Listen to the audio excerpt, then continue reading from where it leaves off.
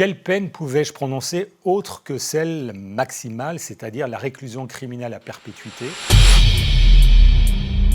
J'ai parlé pendant 2 heures, ça a été certainement très long pour l'auditoire, mais très court pour moi, tellement j'étais sous tension. J'avais 3 choses à faire. En pensant tout au long de mon propos à la petite Maëlys, dont tout le monde voyait le portrait à l'entrée de la salle d'audience, cette petite fille au sourire malicieux, j'avais 3 choses à faire: de revenir sur les faits terribles reprochés à l'accusé, l'enlèvement et le meurtre d'une fillette, de parler de la personnalité de l'accusé, hors norme, et enfin de réclamer une peine au nom de la société.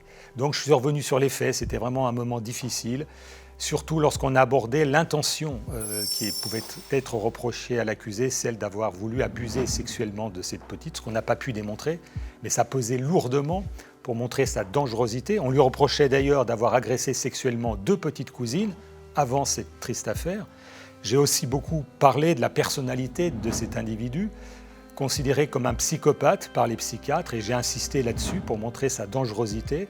Il avait abusé sexuellement de plusieurs enfants, en avait tué une, et aussi quelques mois auparavant avait tué un militaire lors d'une sortie nocturne. Donc pour moi c'était un vrai danger social et j'ai beaucoup parlé de cela.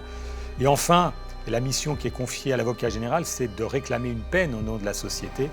Quelle peine pouvais-je prononcer autre que celle maximale, c'est-à-dire la réclusion criminelle à perpétuité, assortie d'une période de sûreté de 22 ans. Je croyais vraiment que c'était la peine adaptée et je pense que personne n'aurait compris que je demande une peine différente.